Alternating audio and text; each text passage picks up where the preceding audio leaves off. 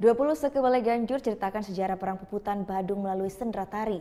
Kegiatan ini serangkaian peringatan serangan umum Kota Denpasar yang ke-72.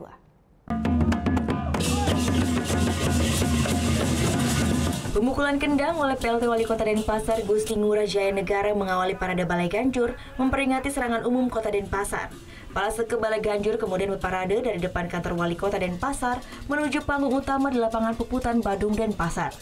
20 Seke Balai Ganjur dari 4 kecamatan di Kota Denpasar pun menunjukkan penampilan terbaiknya di hadapan ribuan warga yang berlangsung di lapangan Puputan Badung Denpasar.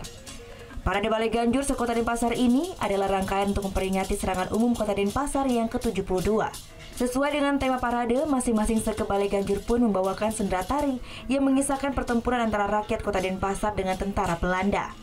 Seperti salah satu Seke Balai Ganjur Belaluan Satmerta yang menampilkan sejarah Puputan Badung, di mana salah satu pendahulunya gugur saat bertempur melawan tentara Belanda.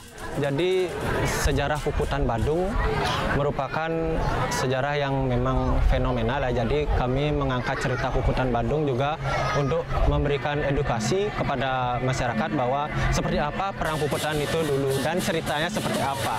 Jadi kita hanya memakai sepenggal kisah yang memang benar-benar menarik dan tidak banyak yang tahu.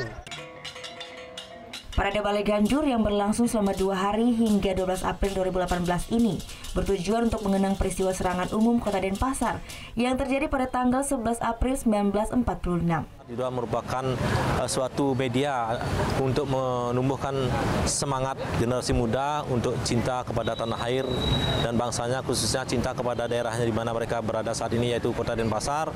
Dan juga kegiatan ini merupakan upaya-upaya untuk melestarikan seni budaya yang merupakan warisan dari leluhur kita yang terdahulu. Sebagai bentuk penghargaan, penampilan 20 Seke Balai Ganjur ini pun dinilai oleh Dewan Juri. Mereka yang berhasil menampilkan penampilan terbaiknya akan mendapatkan uang pembinaan dari pemerintah Kota Denpasar. Surya Sanjaya melaporkan untuk NET. Oh yang beneran? Iya, oke.